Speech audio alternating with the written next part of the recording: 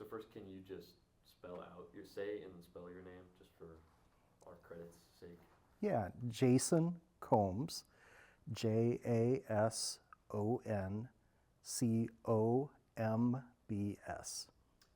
Um, and then what's your title at the university?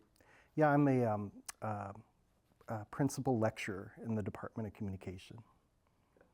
And then for credits or like in the documentary, would you like to be written out as Dr. Combs or would you like to be Jason Combs? Or do you have a preference? I don't really have a preference. Whatever I think fits the style. So, I mean, either would be fine. Okay. All right. Didn't know if you felt strongly one. There's some professors that they are a doctor, and No. you better say that. But all right. So to start off, we talked about the smartphone being introduced and like the changes that it brought to our lives, whether we realized it or not. I mean, at the time, it didn't really seem like, I'm sure, a ton of change, but now we're 15 or 20 years into that. There's been a bunch. What do you think the introduction of a screen for everybody meant for this generation that kind of got introduced to it and then the future generations? Well, it's hard to know where to begin. There's been so much. I think one of the things that it did was it created a society in which media became personally driven by every single person. So it's extremely user-centric now. Whereas I think in the past, there was a lot more that society as a whole, everybody consumed collectively. And we still have that, of course, but it's so much more personalized now, which is wonderful in the sense that it allows people to really pursue their individual and unique interests, but it's also led to a lot of fragmentation in society because you have these much smaller groups of people that consume content that is unique to their group, and there isn't necessarily collective content that everyone is consuming together. For instance, like in the past, there were only 3 basic news channels, and everybody consumed the same news. So even though there were still differences in like political views and ideological views, everybody was getting the same basic content.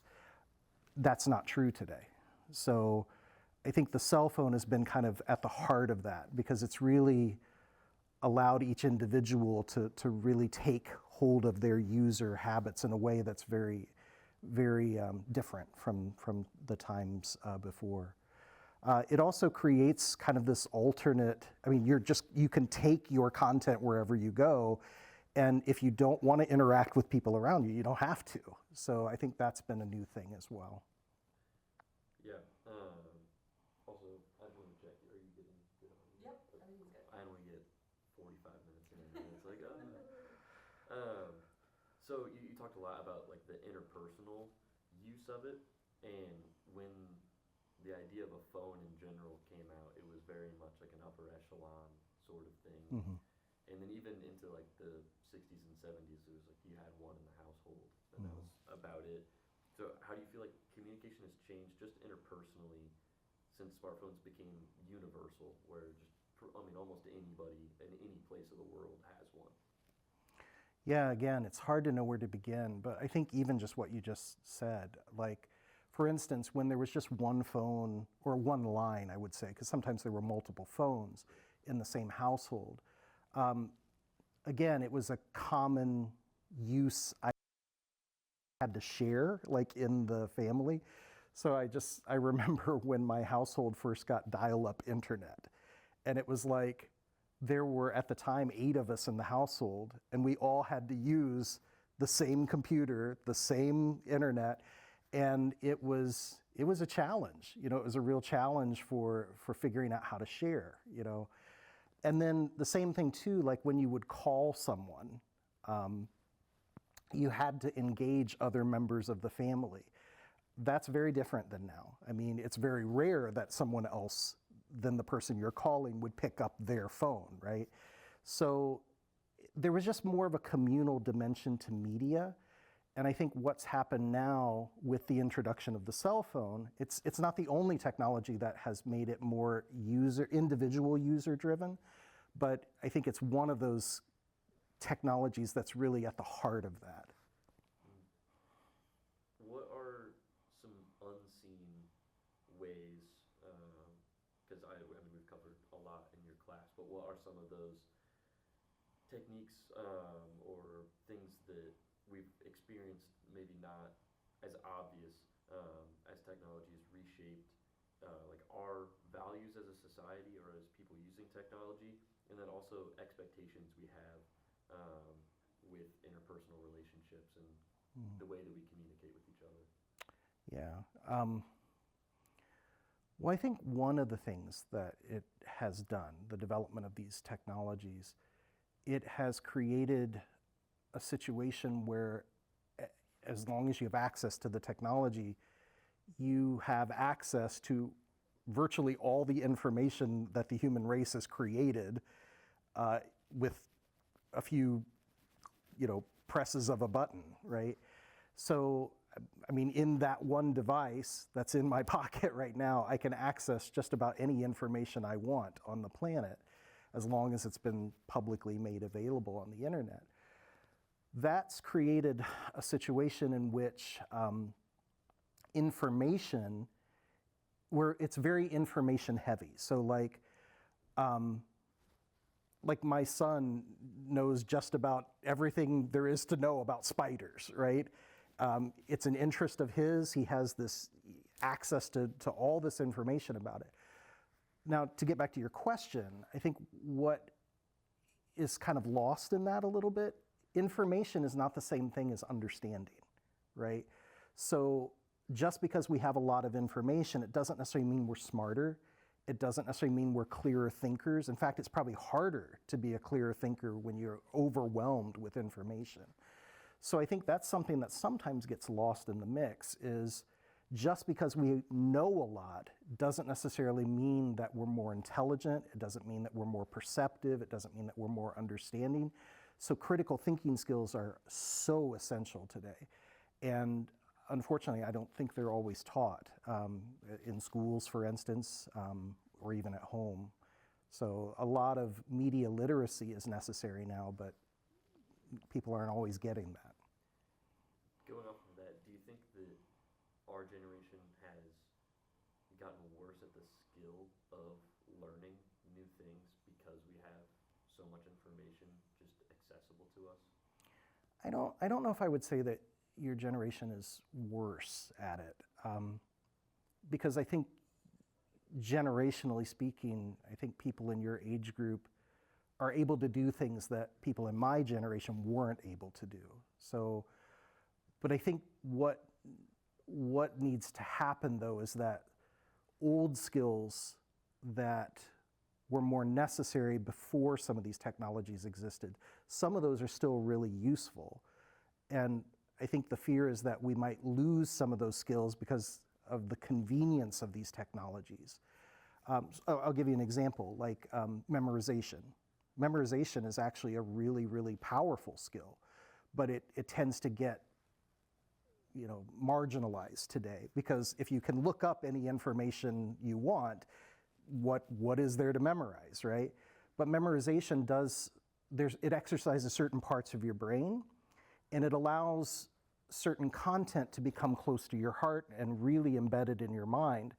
But who does that these days, right? So I think the trick is, how do we keep developing the skills that your generation especially excels in, having grown up with all these technologies, without losing some of the core skills that previous generations relied upon, because out of convenience, they're really not all that needed today on a daily basis.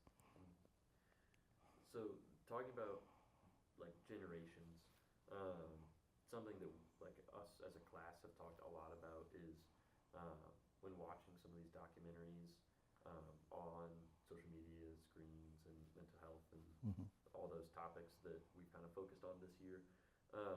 It's been a lot of older generations talking about our generation without much input from us. So that's something that we've kind of become passionate about, is telling our own story from our perspective. But I wanted to know or just hear from you what your perceptions of Gen Z is with our use of technology and us growing up, you know, as a professor or as a parent, you know, just from any experience you'd like to speak on. So just my perceptions of Yeah, your our generation in and general our use of technology. and your use of technology. Yeah. I think your generation, where I would start with answering that question is, I think your generation, again, speaking very collectively about you, you can do some amazing things. I mean, I think I marvel at how young people today, I think the technologies have unlocked a kind of entrepreneurship.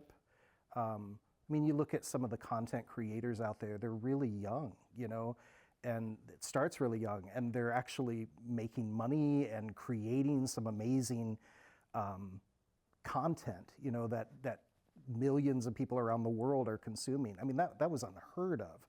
That level of influence is something that no one in my generation could really hope to even have. I mean, we didn't even really think about ourselves as having that, unless you somehow broke into like the mainstream media. You know, it was just unheard of for somebody to do that.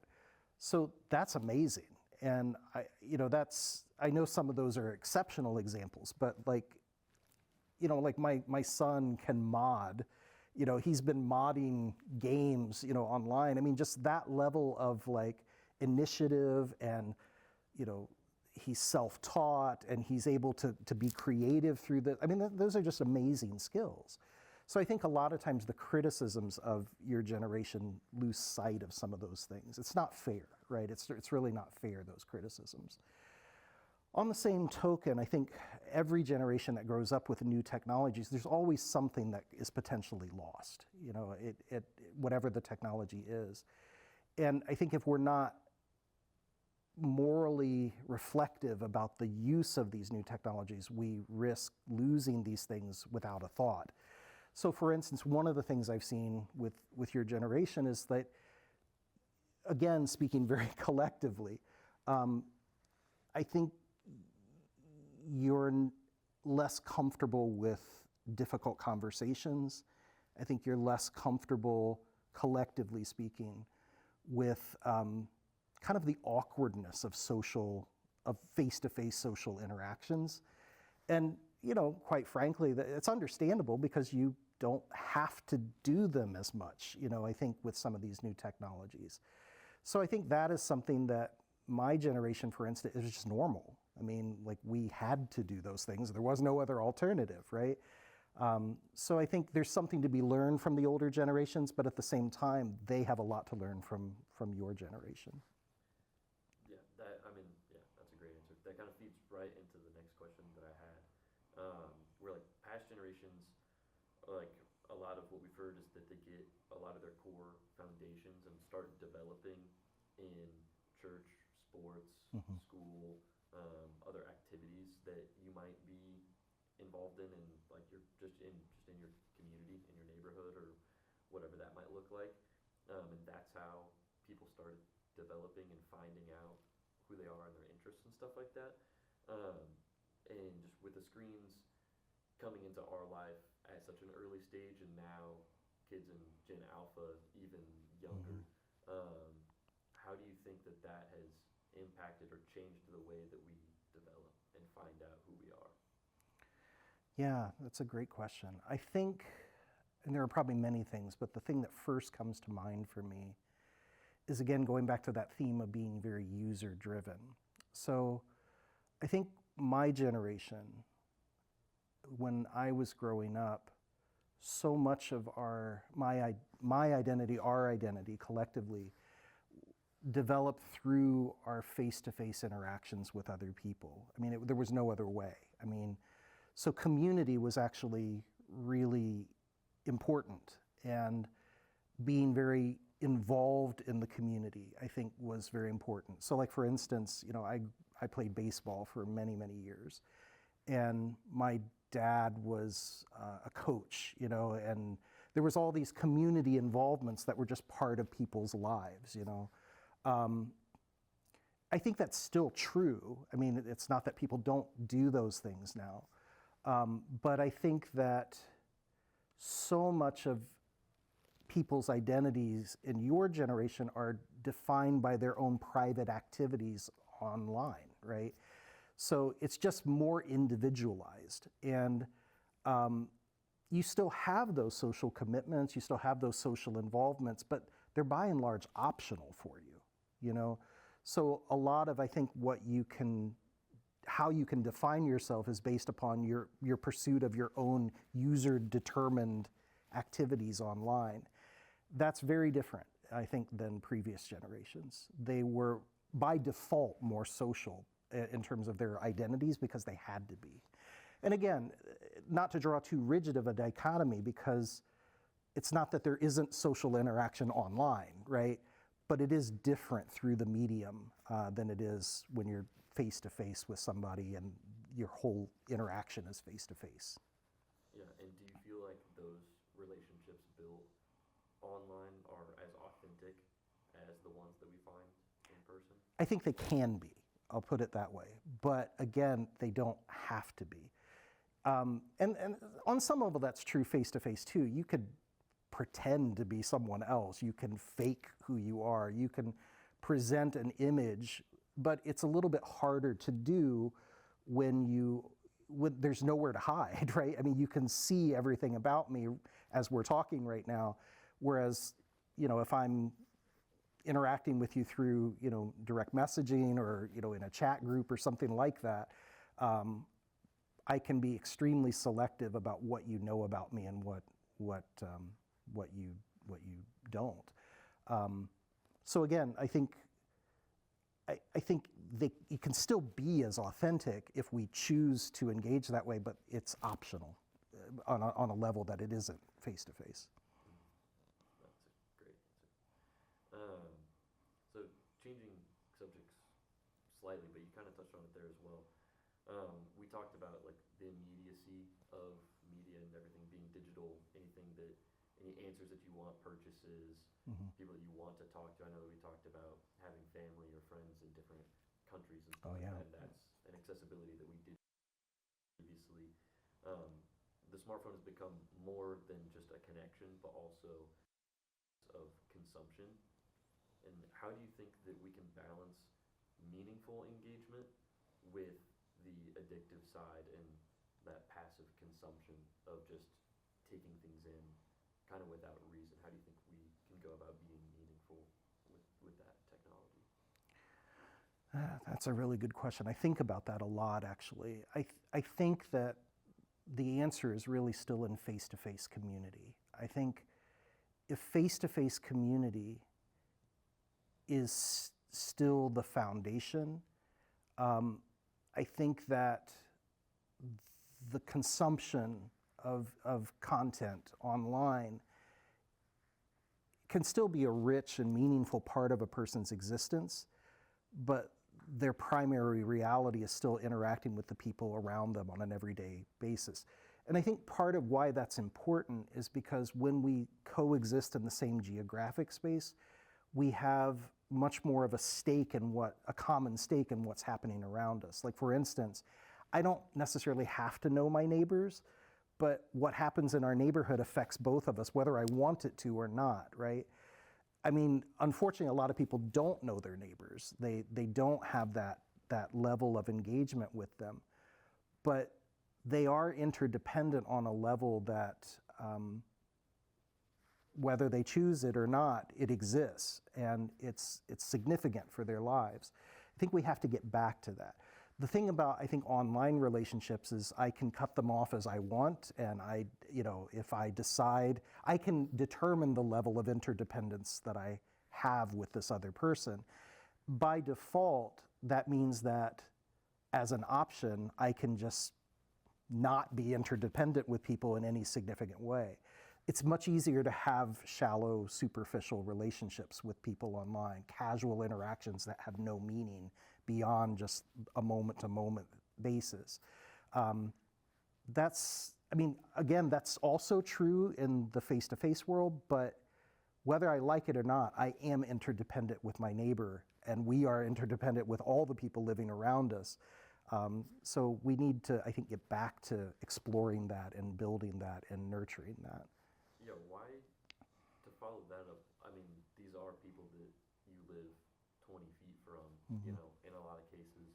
Why do you feel like that's kind of gone away, the whole neighborhood community and, you know, just having that relationship with these people that you live around and you have all the shared experiences with? Because it's, even though I haven't lived to experience any different than that, I know just from history that that is a change that we've gone through. What do you think happened to cause that? It's a great question. I think about that a lot. I don't think it's one thing. I think some of the major things, one piece is we don't trust each other anymore. And I think that a lot of that has not come from the way we've treated each other as much as there are very big powers in the world that actually benefit from setting us against each other. And you know, that may sound kind of conspiracy theory-ish, but I do teach propaganda analysis, you know, here at the university. It's very real. I mean, people that are divided are easier to control, they're easier to conquer, they're easier to manipulate. And there are powers in the world that don't have our best interests in mind. So pitting us against each other and causing us to distrust each other actually serves their limited partisan interests. So I think that's a very significant piece of the puzzle. I think there's also kind of a cyclical effect. Like, so for instance, if we're not talking to each other, if we're not having these more challenging, difficult conversations, wading through the awkwardness of getting to know each other and nurturing our relationship, something else is going to fill that gap. It's going to come in and, you know, create distrust there. So it's like, which means that we're not going to talk to each other more, right? Which is then going to create more opportunity for the false narratives of who we are in these very limited ways. To kind of fill that gap, so it just keeps building on itself. I think also the technology is a factor in that. I mean, it's frankly sometimes a lot more entertaining just to jump on my computer and play my game and, you know, watch my videos and, you know, do whatever, you know, get on social media and lose myself in that without really engaging anyone around. It doesn't require a lot of me, quite honestly. And if I'm tired from work or, you know, had a hard day, you know, it's very easy for me to just disconnect from the world and just pursue my little individual interests. So, I mean, it's a number of things, but these things all feed into each other and build on each other. No, that's great.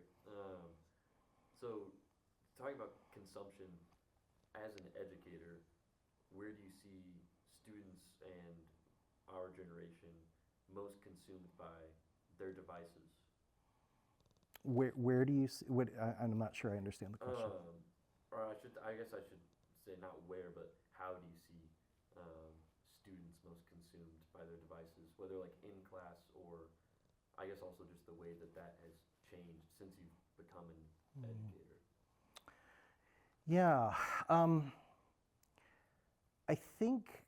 mean, it's such a small thing, but like, it's not unusual today for me to walk into a classroom and no one is talking to anyone. You know, everybody's in their phone or on their computer. They're just engaged in their own activity. Whereas 20 years ago, I'd walk into a classroom. You would have that situation at the beginning of the semester, but by the midpoint of the semester, people knew each other fairly well and they were engaging each other. So there was a lot of small talk. It's not that you don't have the small talk today, but it's not unusual to have days where no one is engaging. It's just complete silence before the class starts. So, I mean, that's a difference. And I think, you know, I think how people are kind of consuming media varies from person to person. I mean, some people are shopping, some people are watching sports, some people are, watching videos or jumping on, social media to see what others are doing. It's different for each person, but again, I think the key factor there is that it's all individualized. I think that's the thing. Each person can just pursue whatever they want to pursue and lose themselves in their interests, their unique interests, which is good to some degree, but it's not necessarily building of relationships. So you might have answered, you might have the same answer to this next question, but I do want to hit it. And we've talked about how technologies become more and more a part of your just human existence, and social media platforms have been specifically designed to keep you there for as long as possible. Yeah. And not just like keep your attention, but we've heard it referred to as like they kind of fight for your attention on which one you're going to go to and land on, and spend all your time with as a social partner almost. How do you feel like social platforms have changed the way that we present to each other, or how we perform in society? That's a really interesting question. I mean, I think going with what you were just talking about, I think we've become, I can't imagine that we haven't been collectively influenced by this, this practice online that's been around for now a while of seeking likes, right? It's kind of like, it's a very tangible way of measuring, I guess, how much attention you're getting from others. And of course, now it's been monetized, right? So, but even in the early days, people, I think, were very motivated by that. So it's not new. I think people have always sought attention, right? And we've always looked for the approval of others and, getting people to pay attention or notice things about us. But I think, again, what has happened, I think, is that user-driven quality. Like, we're able to be selective in our presentation of ourselves on a level that is unprecedented, and it's potentially entirely separated from face-to-face. Like, I can share right now, I can choose what information to tell you, right? And I can be very selective about the information I tell you. But there are certain things I can't conceal from you, like the way I look, the way I talk, the way I sit, the way I move, and those things are going to be meaningful to you. So I can only present so much to you. But online, it's on a completely different level, So I think once we have started to think in that way, I can't imagine how it hasn't influenced how we think about our self in general, because we spend so much of our time online as well. I hope that makes sense. Yeah.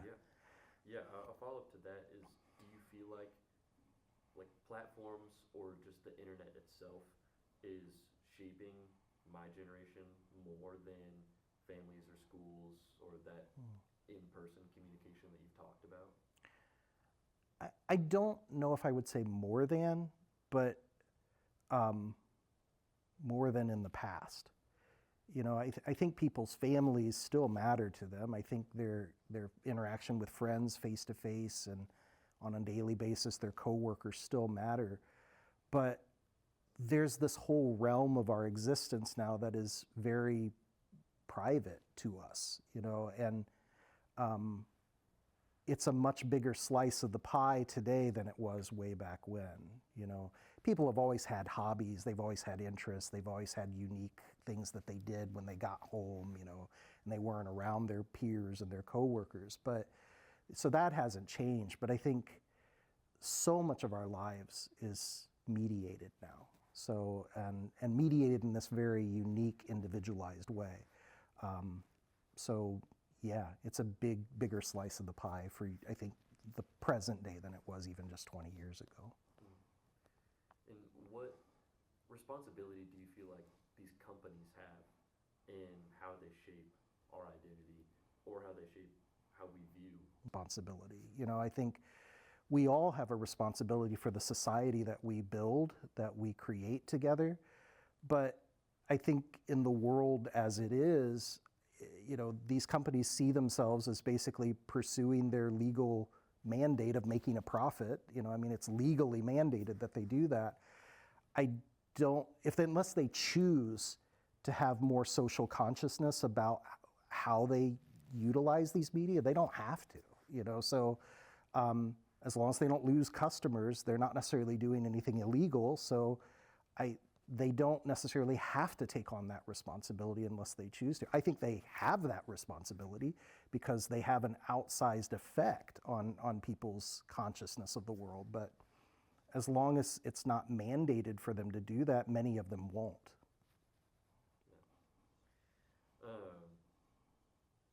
I want to go back to something you touched on in one of your other answers, and we've talked a lot about the impact of feedback on social media with posts and mental health, as far as like likes, comments, dislikes, which on some apps don't exist anymore. And what role do you feel like all of those metrics and engagement plays in how we measure self-worth in our experience with each other? I think it has a lot. I think it varies from individual to individual. Like for instance, in the earlier days of social media, I was more involved than I am now. I barely have a social media presence now. So I don't think about those things in the same way. But I know that, for instance, there are people in my family who are very heavy social media users. Everything they do, I see them taking pictures of themselves, posting those pictures, going through some of those things that we were talking about earlier about selectively presenting who they are and what they're doing.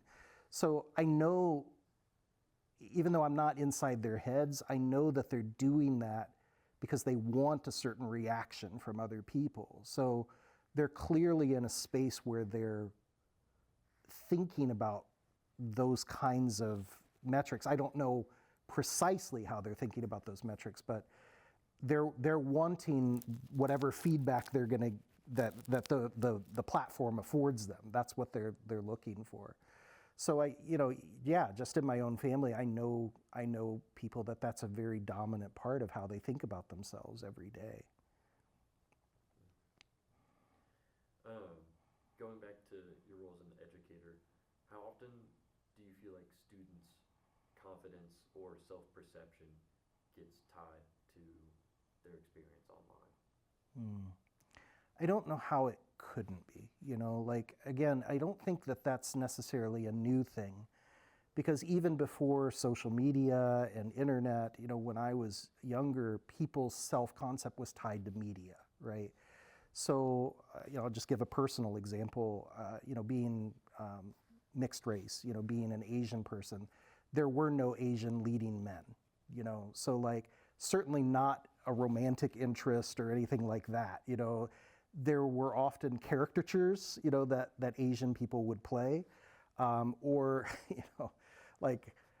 they were either like the brainy whiz kid, or they were the kung fu master, or they were some sort of mystic from the East or something like that, or some combination of those things. So, for me growing up, of course that affected my self-consciousness, So now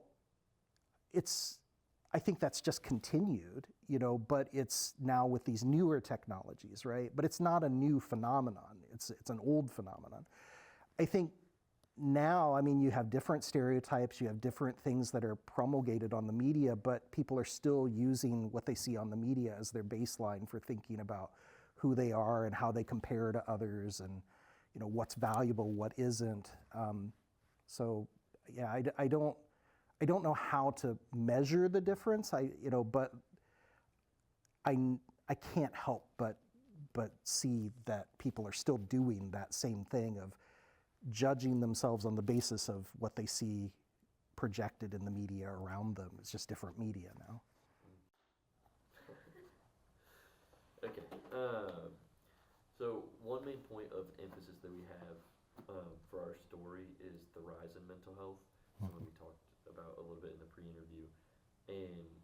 that our generation, I feel like, is becoming more and more aware, or at least we're being told that a big reason for that might be the technology that we use and how much we use it. Um, how have you seen anxiety and mental health change with your students as a teacher throughout the years?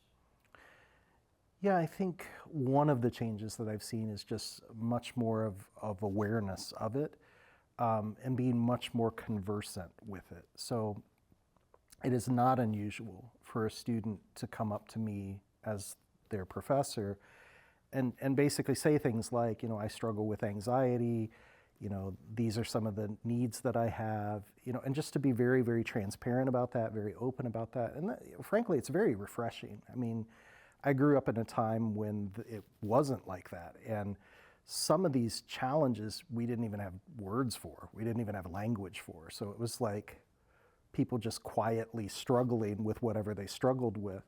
So I think in general, we're a more compassionate society.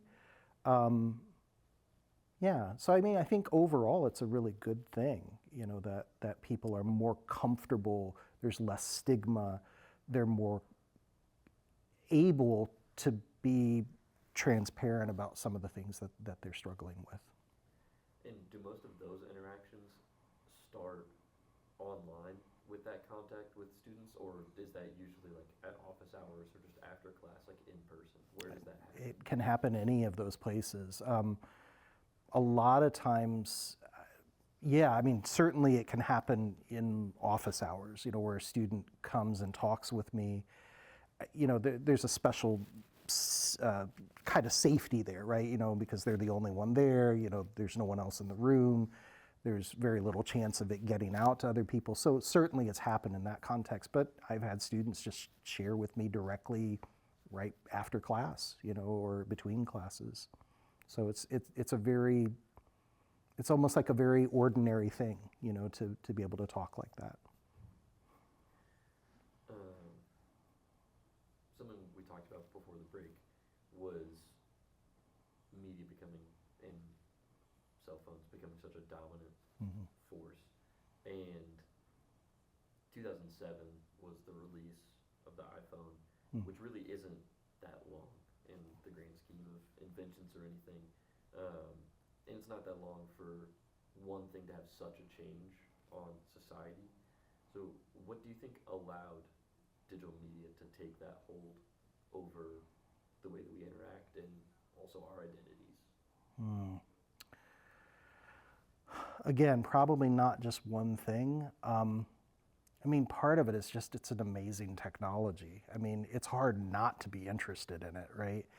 I mean, as I mentioned before, you have access to the world's collective information at your fingertips. I mean, how cool is that? It's not a surprise that caught on. I mean, but other things though, they're the companies that created these things knew what they were doing. They marketed it really well. I mean, Apple's just a case in point, right? With the creation of the iPhone. I mean, it was just, Steve Jobs did a great job of making it really cool to have this device, right? And other companies followed their lead in so many ways. So, that was definitely a piece of it as well. And how have some of these changes and advancements changed the way that you've had to parent? Oh, yeah. So yeah, just for background, I have 6 kids, right? And they range from 18 to like mid-30s. So you really have like the span of 2 generations in that range. And it was very different. How did I have to change how I parented? I think just being a lot more vigilant, and having a lot of conversations that maybe weren't as necessary. Maybe they were necessary, but we didn't have them as much with some of the older kids. We had different conversations, but I mean, when my younger kids were able to access things that, whether we were ready or not, we had to have these conversations. And that wasn't necessarily a bad thing, but there is a lot out there that as a parent, you don't want your kids to engage, especially without you being on the watch, kind of engaging it with them and kind of creating some sort of safety net around them and, creating a situation where they can engage it in a way that's meaningful and protected. But that control just doesn't exist. I mean, the only way to have that control is just to not give them the technology, but they're going to get it somehow, and they're going to find a way to access it. If it's not through their own technology, it's through someone else's, peers, friends, etc. There's a quote that was in one of the documentaries that we watched that I think you might have even brought up in the interview, but don't blame the tool, blame the user. Oh. And I think I know your answer on this because you've kind of said it a few times in different questions, but do you feel like it's an individual problem or a societal one? And why is that? I mean, it's both. I mean, it is both. Individually, we each have to exercise some level of personal responsibility and collective responsibility, So what I do with my technology impacts me, definitely, but it impacts other people as well. So if I haven't developed the, kind of the character qualities to think about that, then, I could be harming others or offending others without even realizing it, which is going to hurt me, which is going to hurt them.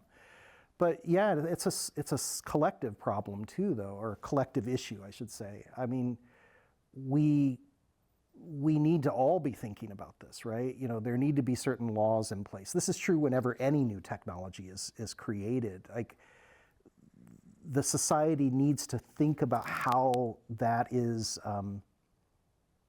used for the common good, right? And often some of those things are late to be explored. The technology sort of kind of appears and then it spreads in a more uncontrolled way, and then eventually, the conversation catches up with it societally. And then we figure out, reasonable controls and restraints and guardrails and all of that. So for instance, we've talked about this in the class, the propaganda class, but, terrorists use social media, and they've used even things like,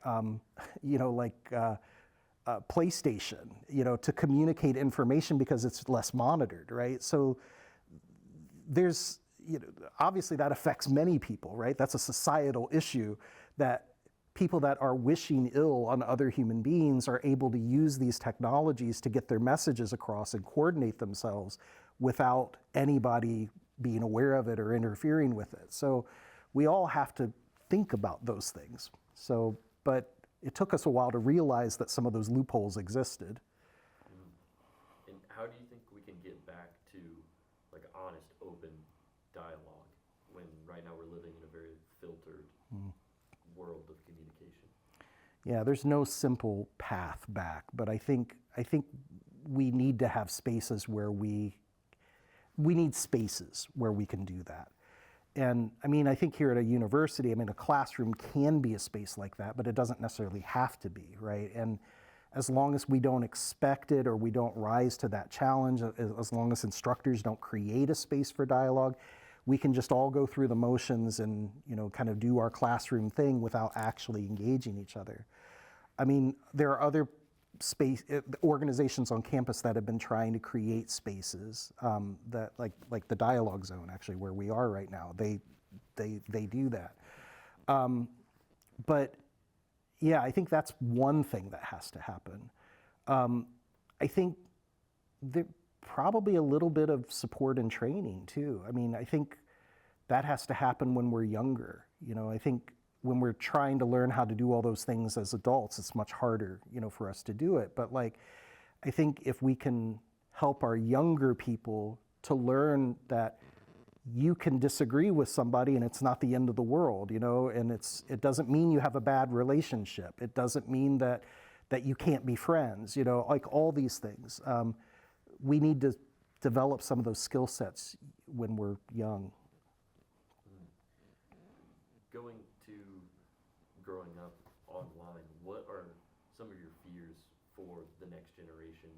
I mean, Gen Alpha, or even the generation that comes after them, is the first few generations that are growing up just completely online, because our Gen Z, our generation, is kind of where it started, but we still had a certain level to childhood that wasn't just screens put in front of our face all the time. Right. And same thing with in school as well, but now, it's kind of completely taken over. What are some of your fears for those generations coming up? Yeah. I think one of my fears is increased polarization. I think, again, like I'd mentioned earlier, there are powers that be that use these technologies to divide people and to pit people against each other, because it's in their interest to do that. I think that's a real threat that will continue. It exists today, it's all around us, but I think it will continue into the future. And what you had asked about earlier about dialogue and community, these kinds of, we have to figure out how to get back to these things and strengthen these things, because they are the remedy for polarization. The other thing is passivity. I think that these technologies, if they're not used in certain ways, breed passivity.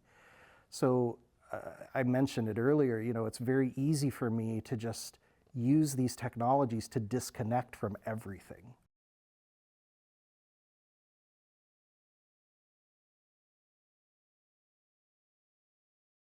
Right? I mean, I'm pursuing my very limited interests, self-interests, but I don't have to connect with anything. Nothing is demanded of me. And I mean, sure, that's fine on a limited scale, but like, if that's becoming kind of a value in and of itself, that's a real problem for society. And that's connected to a third thing, which is the desire to be entertained. I think actually those two things kind of flow together, the passivity and the desire to be entertained. One of the real risks is that we're just used to being entertained all the time. That has all kinds of implications. Sorry. So if I'm judging the value of my engagements with other people on the basis of how entertaining they are, then I run the risk of really not engaging in certain types of interactions because they're not, heightened in their stimulation of what I find to be entertaining. But they may be really valuable and necessary, but I'm not interested in them. So I think that's a real threat as well. That's been going on for a few generations now. Mine too, even before these technologies. Mass media in general kind of stimulates that desire to be entertained, passivity, all those things. But I think the advent of social media and personalized digital technologies, all those things, I think really have taken it to a new level. What's something that you wish that, I guess your children are our generation or older, but if you had even younger children that were just now coming up, what's something that you wish that they would inherit, or a lesson that they would learn about communication in the digital age? What would that be? Just if they could, let me think of how to rephrase this. Do you have a way that you want to ask that? 22.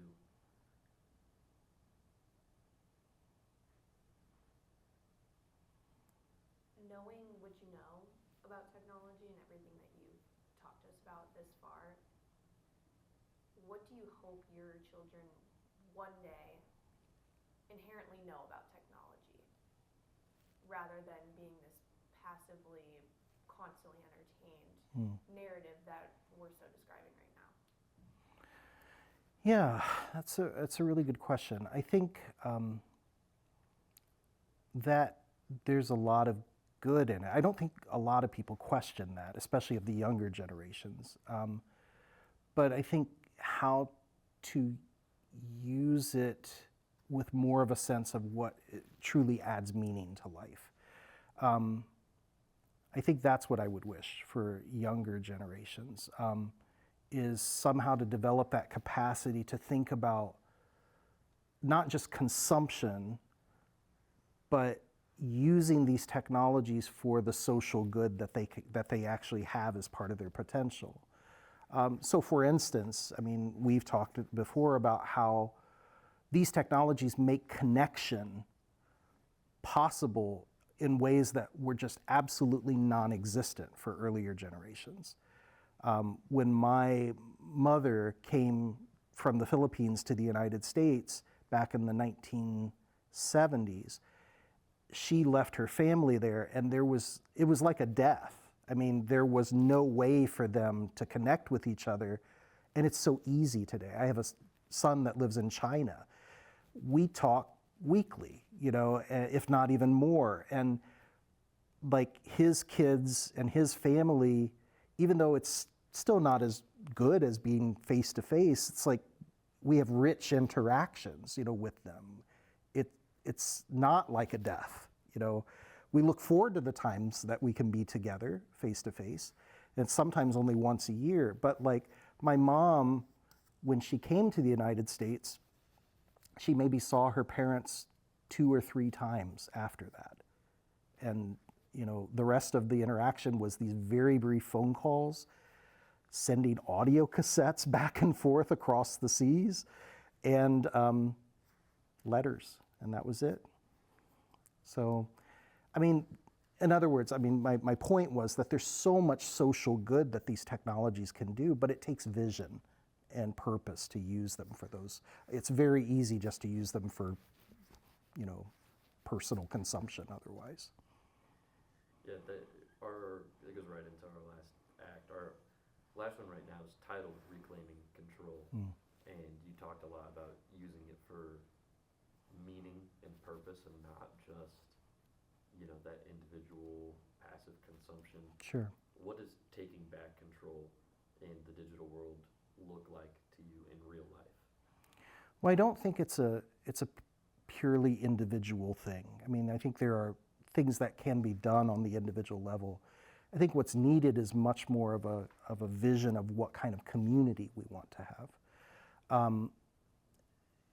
I think what makes our lives meaningful is that we're part of something larger than ourselves, and that we're all creating that together.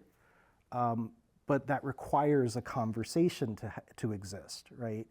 And if that conversation doesn't exist, then the individual is just kind of adrift by themselves, kind of figuring out what is best for them or not good for them, you know. And of course they're able to do that on some level, but part of the meaningfulness of life is being connected to something bigger. And I think that's what we need, is more of a conversation about what kind of world are we trying to build together? And then what is the role of technology in that world, right? It's not that everything has to be super meaningful. I mean, we can have these mindless moments of just, I just need to check out, right? You know, I just need to tune out, you know, or I just want to play this game because it's a lot of fun, you know, that there's nothing wrong with that. But the big picture needs to be there. And I don't know how much that conversation exists today. I mean, I think it exists to some degree, but I think we need to have more of that conversation. What shifts do you feel like students or families can make to move towards that sort of authenticity? Yeah, I think that's where it begins, really. You know, we can't create just out of nothing a societal level conversation. I think it starts in these smaller bodies of people that we're already connected to, right? So, for instance, I mean, you mentioned family. Like we tried to do this, my wife and I tried to do this in our family, where we talked more purposefully about what kind of a family we wanted to be, and what did we want to build together, and, you know, what did we not want to be a part of our family, and then, you know, talking a little bit about how technology fits into that. I don't know how far we got with that, but I think those kinds of conversations are where it begins. I can imagine a group of friends having that conversation, right? I can imagine a school like ours having that conversation, or even a department, or a student organization. I think we need to take advantage of these smaller communities that we're a part of and really start asking some of these questions, and then allowing the vision of what we want collectively to inform our individual choices. I mean, it's messy. It's not, there's no easy path about how to do that. But I think you mentioned dialogue earlier. I think those kinds of dialogues are a major piece of the puzzle. The last one that I have, well, let Tim ask a few. The last one that I have is, if you could say one thing to people in my generation or Gen Alpha who are struggling to find their identity online, what would that be? Don't look just online, I think that's the one thing I would say. I mean, online is a piece of it, and there's a lot that you can find online, but I don't think you're likely to find the kind of lasting, uplifting relationships that really empower you and give meaning and purpose to your life, except in the people around you on a daily basis. I'm not a rejecter. I'm not somebody who rejects technology, but I see a lot of the good that these technologies have, but they don't replace face-to-face interactions. I still think that's the primary realm in which we live and in which we must live. Yeah. Do you have anything? Only one thing, because you did an amazing job answering the rest of the questions and covering all your bases. But one thing I want to go back to kind of earlier in our discussion, you talked a lot about things that we've unintentionally lost because technology has filled the void. So you brought up memorization, you brought up moral reflection and development, and then we can often get lost zoning in on our own interests rather than just being out in community with other people. How, in your experience, knowing what it's like before technology, experiencing now, being a professor, being a parent, how do you think we could motivate people to connect interpersonally? Like, how do we market those benefits to where they are greater than the fulfillment you feel online? Yeah, that's a really good question. I think people have to see the value in it. It's part of that is through experiencing it. There's no greater motivator, I think, than understanding. Like, when you can understand something firsthand for yourself, that's going to motivate you to want to do it more. So I think the way that some of these things, like dialogue, for instance, just take that, this kind of having these challenging conversations, but connecting to people, in this very real, raw, unmediated way. I think a lot of times, if people don't have that experience, they're going to be afraid of the conflict that could happen, or they're going to be afraid of the awkwardness, or they're going to be afraid, and that's going to dominate their thinking about that kind of an experience.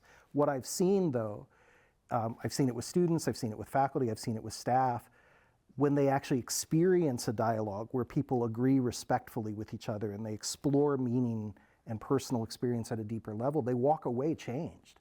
It's small a lot of times, but they're like, wow, I was kind of scared at first, but that was really rewarding. That was a really great experience. I really enjoyed talking with that person who was really different than me, right? And I think they realize certain things, and once they see that it's possible, and once they experience the benefit of it in their own life, they'll seek it out again and again.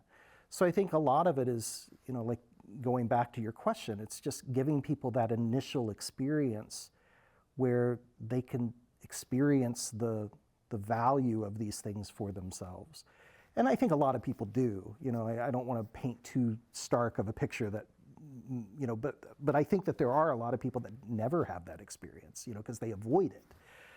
So how do we kind of help them to have it in ways that can allow them to get their feet wet, right? In a way that is that there's still a lot of a safety net around them, and then they can walk away and say, "Wow, that was not what I thought it would be. It was actually kind of cool."